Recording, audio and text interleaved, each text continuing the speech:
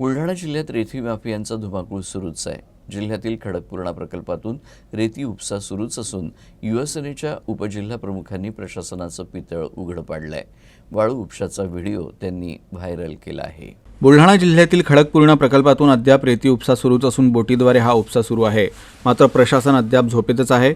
मात्र उघड्यावर रात्री चालणारा हा खेळ युवासेनेच्या उपजिल्हा प्रमुख संतोष भुतेकर यांनी उघडा पाडलाय। एवढा सारा खेळ रात्रीला चालत असला तरी प्रशासनाकडून अवैध रेती उत्खननाला चाप बसल्याचा दावा करण्यात येत होता।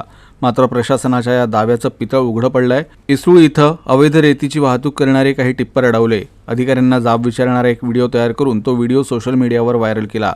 त्यानंतर रेतीची वाहतूक करणाऱ्या वाहनांना सोडण्यात आलं। मात्र एवढं होऊनही गेल्या 2 दिवसात अवैध रेती वाहतूक आणि उत्खनन करणाऱ्यांवर कारवाईसाठी प्रशासनानं पुढाकार घेतला नाहीये।